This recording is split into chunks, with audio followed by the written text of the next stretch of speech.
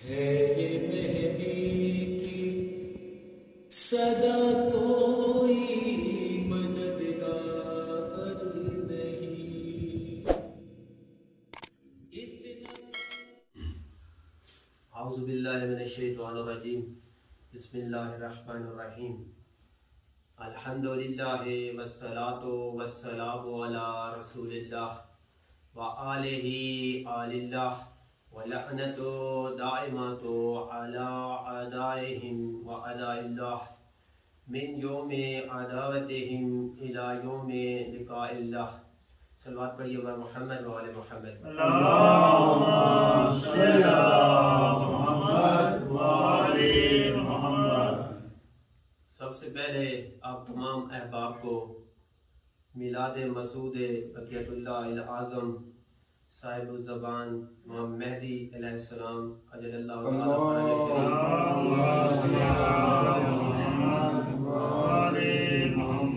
بہت بہت مبارک ہو. آج کی رات، آج کی شب، آج رات کی بہت زیادہ اہمیت ہے. اس میں اعمال اور عبادات کی بہت زیادہ فضیلت ہے.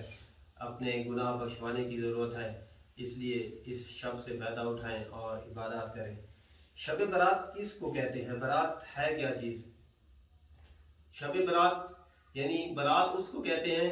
برات یعنی آزادی، یعنی آزادی یعنی نجات. اس کو بھی شب برات کہا گیا، یعنی یہ بھی ہماری نجات کی رات ہے. یہ بھی ہماری نجات کی رات ہے. کس چیز سے نجات؟ یعنی جب ہم نے گناہ کیے، جو نافرمانیاں کی، جو معصیتیں کی، آج رات سے فائدہ اٹھائیں اور اپنے گناہ بخشوا لیں، اپنے رب سے قربت حاصل کر لیں. یہ رات بہت فضیلت والی ہے اور اس رات میں جو بھی انسان جو بھی مانگے گا اس کی پوری ہوگی. اور ہماری سب سے بڑی کیا تمنا ہونی چاہیے، کیا مانگنا چاہیے؟ خدا سے خدا کو مانگیں، یعنی ہم خدا کو پالیں. ہمیں اور کیا چاہیے؟ یعنی ہم اپنے گناہ بخشوا کر خدا کا قرب حاصل کر لیں. ہمیں اور کیا چاہیے؟ تو یہ اس شب سے فائدہ اٹھائیں. دوسری نسبت جو ہے وہ ولادت امام زمانہ ہے.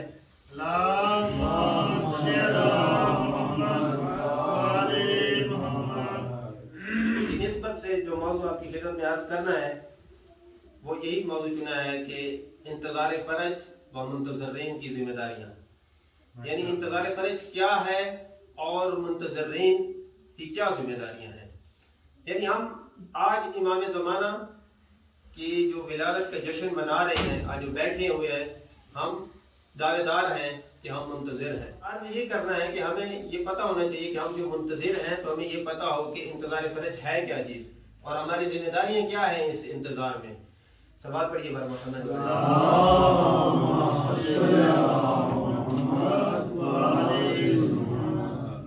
انتظار کے معنی کیا ہے؟ سب سے پہلے ہم انتظار کے معنی سے ابتدا کرتے ہیں کہ انتظار کے معنی کیا ہے، مطلب کیا ہے، مفہوم کیا ہے. انتظار کسے کہتے ہیں؟ انتظار وہ نہیں کہ یعنی بیٹھ جائے انسان اور نظارہ کرنا شروع کر دے کہ کب آئے گا، یعنی کسی کا بھی انتظار کرو. جب ہمارا عمومی انتظار یہی ہے کہ ہم بیٹھ جاتے ہیں، نظارہ کرتے ہیں کہ وہ آ رہا ہے کوئی آ رہا ہے، جس کا بھی انتظار کریں.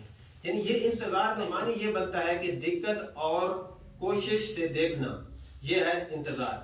اب یہ انتظار کے معنی ہے. اور فرج کس کو کہتے ہیں؟ انتظار فرج. فرج کسے کہتے ہیں؟ فرج یہ ہے کہ یعنی بند نہ ہو، ایسی جگہ جو چل رہی ہو اور اس کے آگے جو رکاوٹیں کھڑی کر دی ہوں ان کو کھولنا فرج کہتے ہیں.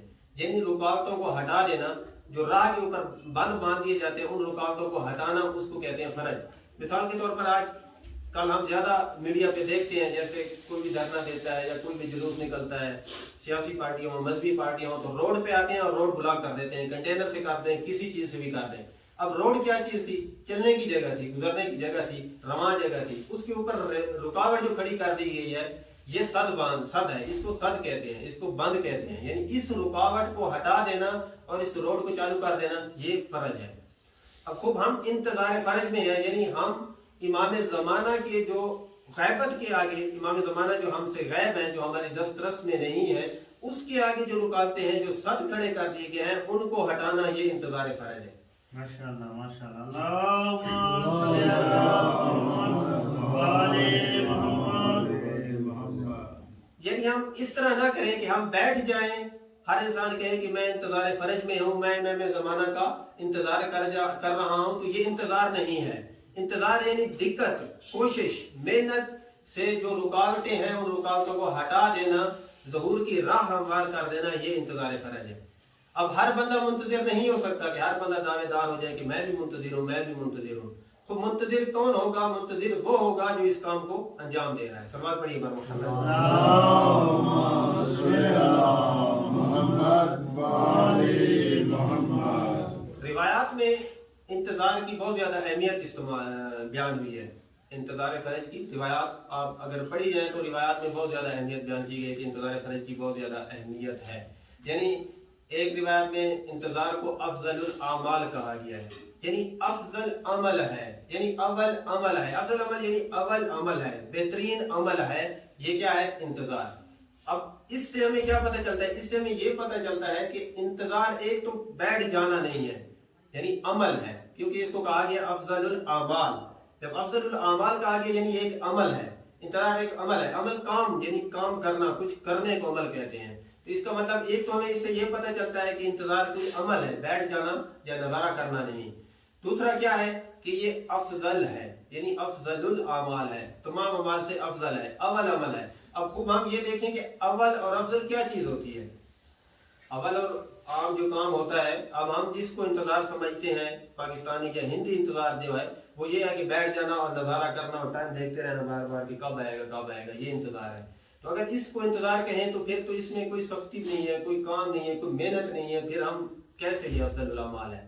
اس لیے افضل الاعمال مثلاً آپ دیکھیں کہ کسی بھی کام میں، مثلا کسی کلاس میں بچے کا فرسٹ آنا، ٹاپ پہ آنا، کیا کیسے ہوتا ہے؟ ایسے ہو جاتا ہے، عام بچہ نہیں آ سکتا، یعنی اس محنت کرتا ہے۔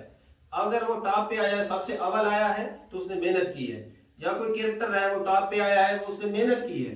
اسی طرح جو بھی کام ہے، جو بھی اول درجے کا کھلاڑی ہے، اول درجے کا فنکار ہے، اول درجے کا اسٹوڈنٹ ہے، اس نے محنت کی ہے، محنت سے ہی وہ اول پہ آیا ہے۔ تو اول الاعمال ایسے، انتظار فرج بھی ایسے اول ہے اگر، تو پھر اس کا مطلب ہے یہ بھی محنت طلب کام ہے، یہ بھی سختی والا کام ہے، اس میں محنت ہوگی، سختی ہوگی، ایسے نہیں انسان منتظر بن جائے گا۔ خوب اب ہم یہ دیکھیں کہ انتظار کون کر رہا ہے۔ تاریخ بشریت میں دیکھ لیں، ہم تاریخ بشریت کو ہم دیکھتے ہیں کہ انتظار میں کون ہے۔ آج اگر ہم تاریخ بشریت کو دیکھ لیں کہ ہر انسان، چاہے وہ شیعہ ہے، سنی ہے، چاہے مسلمان ہے، غیر مسلم ہے، ہر انسان کی یہ خواہش ہے کہ وہ عدل و انصاف کی حکومت کو دیکھے، اپنے معاشروں میں عدل و انصاف کو دیکھے، ہر انسان کی خواہش ہے۔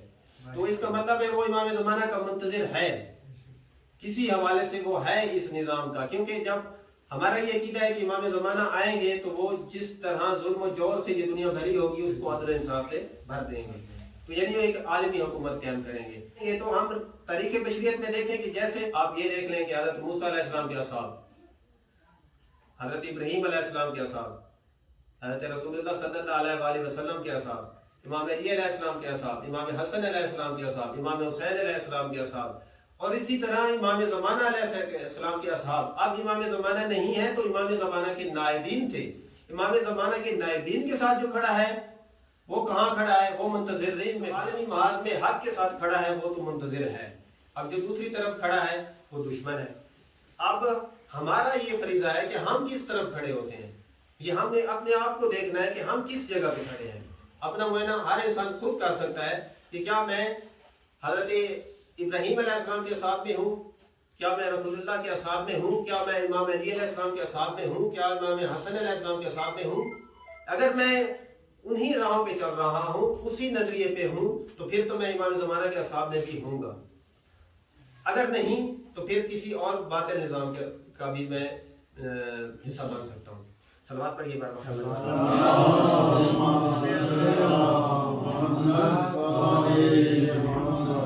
اب ان اصحاب کے لیے جو منتظر ہوں گے، ان کے لیے کوئی گروہ، کوئی فرق، کوئی مذہب، کوئی مسلک، کوئی قوم، کوئی نسل، کوئی علاقہ، کوئی مخصوص نہیں ہے۔ یعنی کوئی بھی مختلف گروہوں سے، کوئی بھی کسی بھی مذہب سے، کسی بھی مسلک سے، کسی بھی علاقے سے وہ آئے گا اور امام زمانہ کے اصحاب میں شامل ہو جائے گا۔ یعنی جب امام زمانہ ظہور کریں گے، جب خانہ کعبہ سے صدا دیں گے امام زمانہ کہ میں نے قیام کیا ہے، آ جاؤ میری نصرت کو، تو جو اصحاب آئیں گے وہ کہاں سے آئیں گے صاحب؟ یعنی ان کے لیے کوئی پابندی تو نہیں ہے امام زمانہ یہ تو نہیں کہہ رہے کہ شیعہ صرف آ جائے میرے ساتھ، باقی کوئی نہ آئے. بات بڑی بات ہے. اللہ